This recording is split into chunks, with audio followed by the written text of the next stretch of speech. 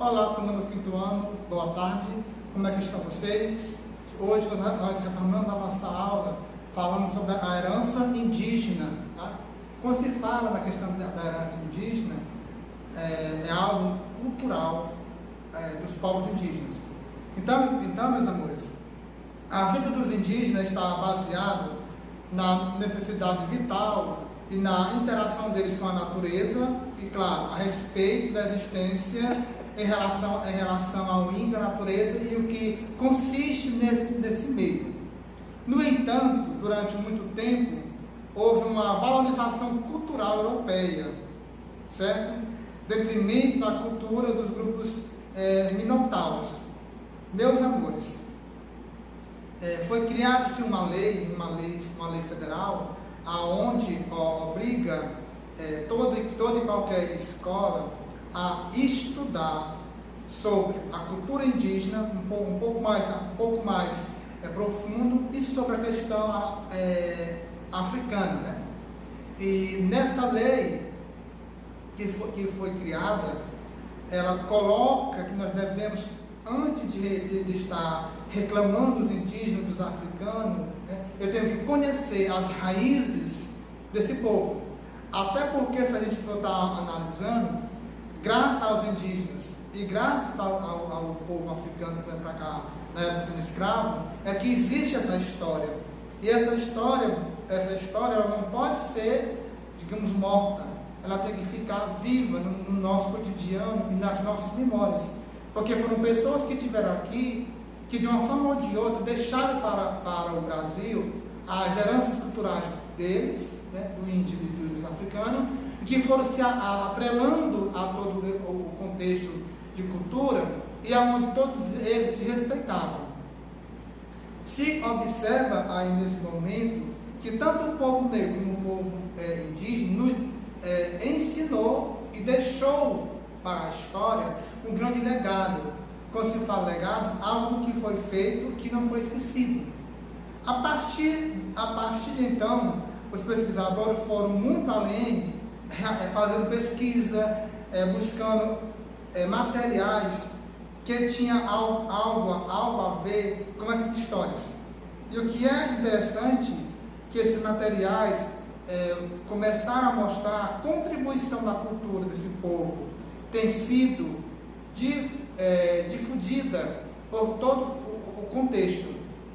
Assim, para que nós possamos entender um pouco dessa herança indígena para a formação cultural brasileira nossa, é preciso compreender o que, professor?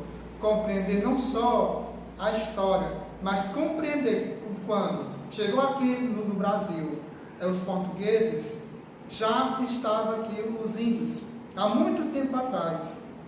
E que se observa que esse índio, na época, ele já vivia uma cultura baseada na coletividade e na sustentabilidade. Uma palavra do século XXI é sustentabilidade, que a gente ouve sempre falar nas redes de comunicações e na TV, etc. Então, é assim, o índio, quando eles habitavam o Brasil, eles trabalhavam em coletividade. Não era meu. Isso aqui é da tribo.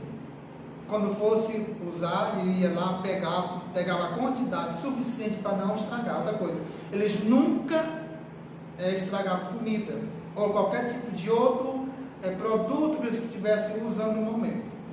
Quando se fala em sustentabilidade, é algo que o índio, por ter uma formação indígena tribal, ele sabia que a natureza era o seu meio de sobrevivência. Lá ele tirava a água, a pesca, a caça, também eles tiravam o plantio de batatas, grão e etc. Mesmo assim, ele também sabia, o índio, que se ele tivesse a cultura de queimar árvores, de queimar restos de lixo orgânico que ficam aqui, as folhas quando caem, elas servem de adubo. E se eles queimassem esse tipo de produto, consequentemente a terra iria perder seus nutrientes. Aí, meus amores, o que ocorre? Quando os nossos pais, lá no interior, iriam colocar roça, como eu falei para vocês, eles faziam broque, que é derrubar a mata, eles deixavam a mata secar, e um certo dia, no mês de setembro, ou outubro, eles marcavam o dia de queimar a roça. E ao queimar a roça, queimava-se também o subsolo e também os nutrientes. Quando a roça estava bem queimada, beleza. Quando a roça ficava mal queimada, passava-se mais uns 2 ou 3 dias, ele voltava para a roça e fazia a coivara. O que seria a coivara, meus amores? Era exatamente juntar todos os gravetos que não queimaram num lugar só e fazer a queimada. Já o índio não. O índio já pensava nessa sustentabilidade. A coletividade era porque havia uma visão de trabalho na aldeia. Vou fazer só isso todo dia, não. Cada dia, todo mundo, desde a criança, a pessoa idosa, a mulher, ao adulto, tinha uma função específica a fazer. Ninguém esperava o outro fazer. Isso é seu, mas seu dia, faça as suas atividades e ninguém vai estar reclamando. Então, gente, a atividade entre os homens naquele momento era caçar, pescar, construir ocas, derrubar árvore, cuidar do fogo. Bem, então é o seguinte, dentro do nosso olhar, do contexto, decidir sobre a guerra e a paz, sobre a atribuição dos homens nesse momento. A mulher também tinha sua responsabilidade, que era exatamente semear, modelar, cuidar das crianças, dos idosos, e cada um, conforme o que vem acontecendo, iria trabalhando. Também as mulheres confeccionavam utensílio de material, tecer, artefatos em palha e cerâmica. Então, a herança indígena, ela não parou, ela continuou, porque as famílias elas iam dentro da sua própria história, passando a tradição de pai para filho, neto, bisneto, porque eles já sabiam também dentro do contexto que ninguém vivia para a vida toda. Então alguém tinha que ensinar aos outros todas as formas de convivência coletiva ou de sustentabilidade dentro da aldeia. E no entanto, como a colheita era preciso para a sobrevivência do grupo, todos eles trabalhavam coletivamente. Desse modo, a vida também dentro do contexto, eles herdavam outras contribuições que seriam dentro da culinária. Quer dizer, a tapioca, o beiju, a pipoca e a moqueca era algo que era produzido dentro do contexto. Como eu falei anteriormente, eles trabalhavam na agricultura. Eles plantavam o quê? A mandioca. E da mandioca fazia-se a farinha, fazia-se a massa para fazer o beiju, para fazer um bolo, lá baseado com seus contextos. E o cardápio da tribo indígena era algo assim, bastante variado. Nem todo dia comia a mesma coisa, até porque o índio sempre procurava algo diferente para fazer, para comer. Claro que não seria uma comida bem elaborada, mas uma comida baseada com as suas tradições e com os costumes indígenas, certo? Então, gente, diante também de outros utensílios que eles faziam, que nós herdamos também hoje, tá? Nós herdamos o cesto, o paneiro, a rede, o abano feito com fibras nativas, a corda, o pote, o vaso, uma urna funerária e panela feita de barro.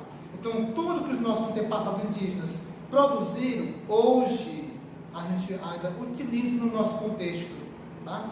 O que é que ocorre, meus amores? O que ocorre, tudo aquilo que foi bom, que deu certo na cultura indígena, nós também abraçamos para o nosso cotidiano. Se observa também a partir daí que foi incorporado as fogueiras em diversas localidades. A gente hoje, no mês de junho, né, a gente celebra aí os santos, né? São Antônio, São Pedro e São João. Então a fogueira está introduzida nesse contexto aí dos índios. As suas festas que eles usavam, dançam, se pintavam, para eles, porque é algo que é cultural na cultura indígena. Se percebe nesse nosso contexto social em qual nós vivemos, essas heranças indígenas que teve nos antepassados e que ainda hoje está viva nas tribos indígenas, mas que nós também brasileiros, algumas festividades, nós pegamos e ficamos conosco.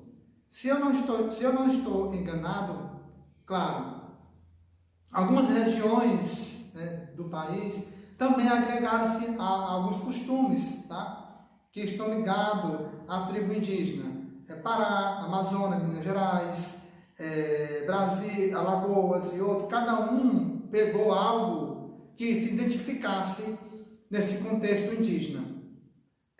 Há muito tempo, há certa semelhança entre a estrutura familiar europeu e a do indígena. Quando se fala nessa estrutura familiar, que tanto os europeus como os indígenas, havia casamento entre as famílias, né? E sabemos que esses casamentos indígenas ou também europeus eram laços familiares. No período imperial, na época do Brasil, quando havia um casamento entre príncipes e princesa, era uma questão muito política entre os reinos. E quando havia um casamento indígena, os laços familiares eram muito mais fortes. Isso quer dizer, era a forma da perpetuação da espécie humana. E podemos observar que as tribos indígenas, todas elas, claro, elas sempre estavam cuidando da coletividade e da sustentabilidade. Diante disso, o caçar, o pescar, ser guerreiro, plantar, colher e armazenar o produto estava dentro da agricultura, mas também dentro do processo de sustentabilidade. Meus amores, obrigado, boa tarde, façam a atividade da página 82 a 84 e até o nosso próximo encontro.